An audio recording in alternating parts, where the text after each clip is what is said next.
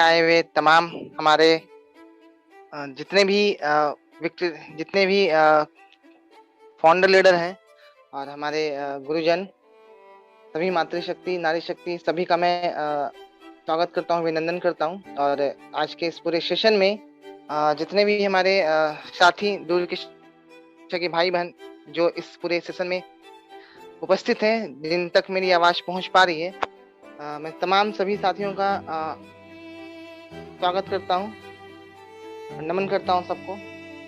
जी, बहुत ही बेहतरीन आज जो 6 बेसिक के ऊपर जो हम लोग बातें सुन पा रहे हैं, बहुत कुछ सीख पाए। और इसी क्रम में जो अगला पॉइंट आता है, बिल्कुल एक ऐसा पॉइंट जो कि इस इंडस्ट्री के लिए बहुत बड़ा मायने रखता है। जी हाँ साथियों, फॉलो अप एक ऐसा प्रोसेस है जिसके बारे में अगर मैं बताऊं तो पसीने छूटते हैं।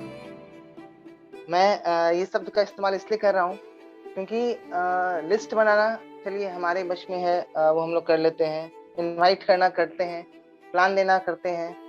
प्लान देने के बाद क्योंकि जब उनसे हम दोबारा मिलते हैं या फिर उनको हम कॉल करते हैं या फिर उनसे मिलने के लिए उनके घर पे पुनः से दोबारा जाते हैं, तो एक कहते हैं ना, वो अंदर से एक शर्म सी आती है।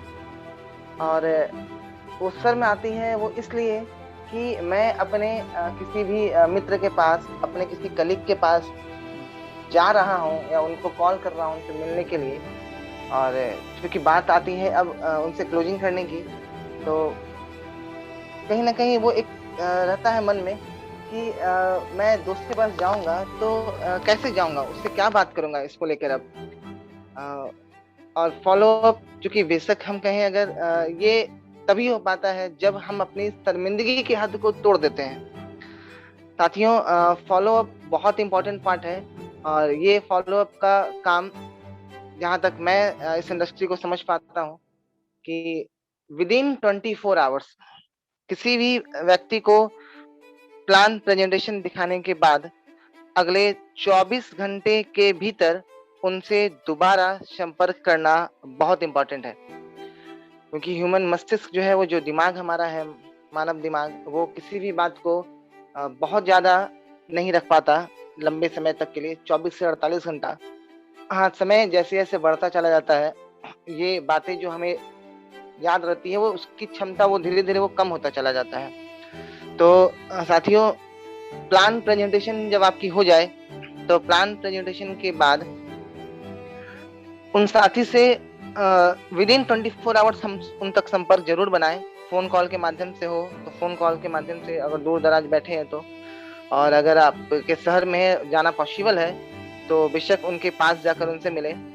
इस डिजिटल दुनिया में जहाँ तक मैं समझता हूँ कि फॉलो अप का पार्ट उस दिन के भीतर या उस वक्त भी अगर हो पाता है तो बहुत अच्छी बात है, क्योंकि डिजिटल दुनिया में सब कुछ सिकुड़ता चला जा रहा है, कम वक्त में ज्यादा से ज्यादा काम होते चले जा रही है। साथियों, फॉलो अप के ऊपर जब बातें अगर होती है तो एक बातें, चाहे वो फॉलो अप ही हो या फिर कुछ भी पार्ट्स हो, मैं समझता हूँ कि किसी भी प्रोस्पेक्टिंग का, किसी भी प्रोस्पेक्ट का सबसे इम्पोर्टेंट जो पार्ट होता है ना, वो पार्ट ये है कि उसकी नीड्स को पता करना, उसका नीड आइडेंटिफाई करना, ये सबसे ज्यादा इम्पोर्टेंट है। और हम सबको, जितने भी लोग इस इंडस्ट्री में हैं, हम सबको मास्टर बनना है, मतलब कि मास्टरी हासिल करनी है किसी भी प्रोस्पेक्ट के नीड्स को पता करने में। नीड्स पता कर लेने से सबसे आसान जो हो जाता है कि हम उनकी जरूरतों के अनुसार उनसे बातचीत कर पाते हैं। मैं जहाँ तक समझ पाता हूँ कि कोई भी साथी, कोई भी व्यक्ति, कोई भी प्रोस्पेक्ट किसी भी सिस्टम में तब ज्वाइन करते हैं जब उनको हमारी जरूरत होती है। वो तब ज्वाइन नहीं करते जब मुझे उनकी जरूरत होती है। तो नीड्स पता करना ना सबसे इम्पोर्टेंट है। और नीड्स पता करने का काम हम प्लान के समय भी कर लें, तो जब हम उनसे दोबारा संपर्क करेंगे तो उनकी नीड से, उनकी जरूरतों के अनुसार हम उनसे संपर्क करके उनसे बातें करें। वो कहीं ना कहीं सामने वाले व्यक्ति जो हमारे प्रोस्पेक्ट होते हैं, कहीं ना कहीं उनके माध्यम से कुछ ऑब्जेक्शन होता है किसी चीज को लेकर। साथ ही दो चीजें होती है, एक ऑब्जेक्शन होता है, एक रिजेक्शन होता है। कुछ ऐसे भी होंगे आपके साथ, आपको मिले होंगे जो कि कंप्लीट रूप से रिजेक्शन करते होंगे, बोलते होंगे नहीं मुझे नहीं करना है। और कुछ ऐसे होते होंगे जो कि ऑब्जेक्शन देते होंगे, उन्हें वो बताते होंगे कि सवाल खड़ा करते होंगे कि ये ऐसा नहीं है, ये इसमें कैसे ये होगा। तो हम सबको इस इंडस्ट्री में ऑब्जेक्शन हैंडलिंग करने के वो तमाम टेक्निक को सीखने होंगे। फॉलोअप चूंकि बहुत बड़ा पार्ट है और हर टॉपिक ही बहुत बड़ा पार्ट है, लेकिन मैं इतना कहूंगा कि ऑब्जेक्शन हैंडल करने के लिए हमें बहुत कुछ सीखना पड़ेगा। हो सकता है जब हम दोबारा अपने मित्र के पास, अपने कलीग्स के पास जाएंगे उनसे इस बातों में को रखने के लिए, तो ऑब्जेक्शन तो करेंगे। हो सकता है सिस्टम की बातों को लेकर ऑब्जेक्शन करें कि सिस्टम कैसे है, कितनी देर तक, कितना समय तक चल पाएगा, सिस्टम पैसे देती है तो इतना सारा पैसा कैसे देती है। हो सकता है कि वो आपसे कुछ ऐसे सवाल करें कि लीगली रूप से ये कितना सही है। तो हम सबको हर एक सवाल, मोटा मोटी मैं कहूँ तो मुश्किल से कुछ ऐसे गिने चुने सवाल हैं जो सामने वाले व्यक्ति के माध्यम से पूछा जा सकता है, और हम तमाम लोगों को उस सभी सवालों के जवाब की मास्टरी हासिल कर लेनी है।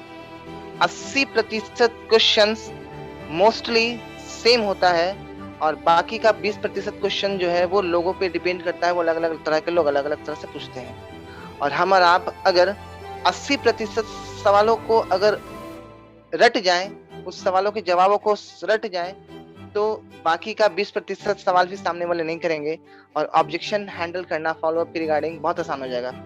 होता है कभी कभी कि लोग फॉलोअप में जब हमसे मिलते हैं तो उनके सवाल भी ऐसे होते हैं, यार करना तो मैं चाहता हूँ लेकिन पैसा नहीं है यार, पैसा ही नहीं है, क्या करें।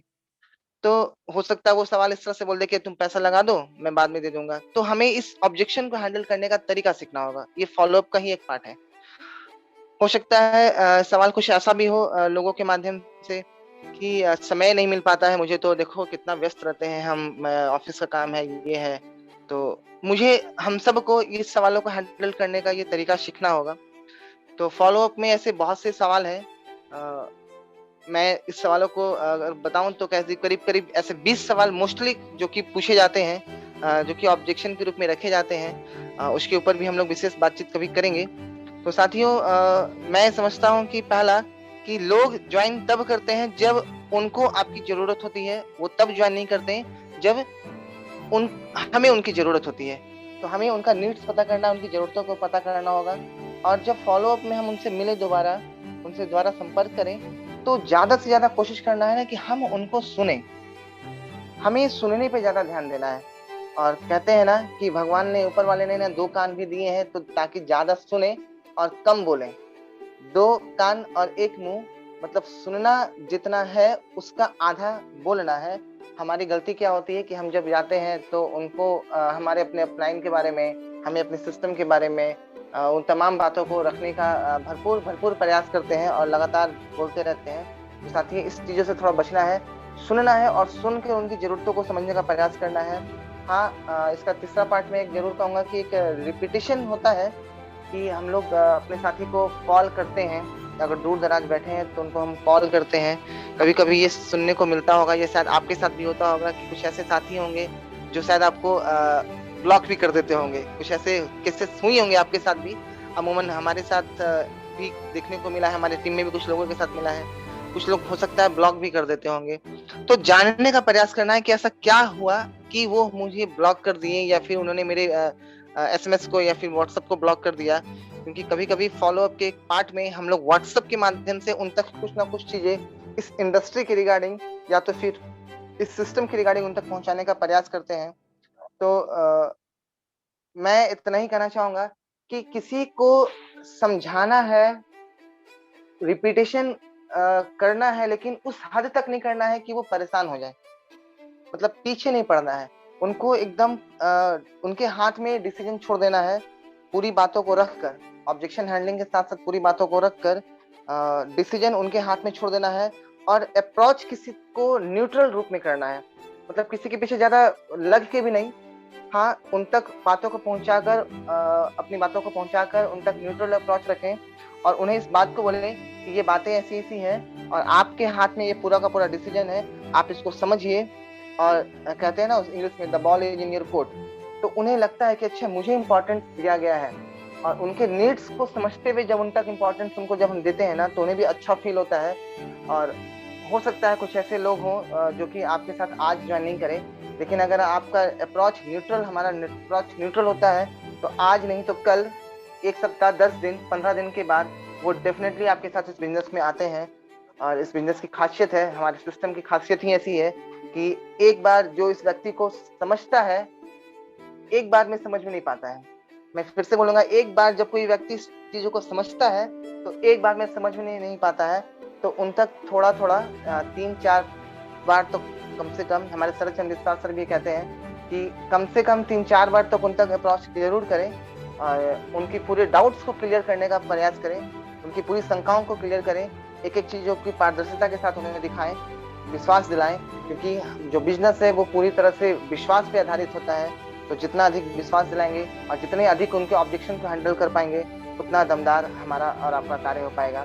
तो बहुत बहुत शुक्रिया आप सभी का, बहुत बहुत धन्यवाद।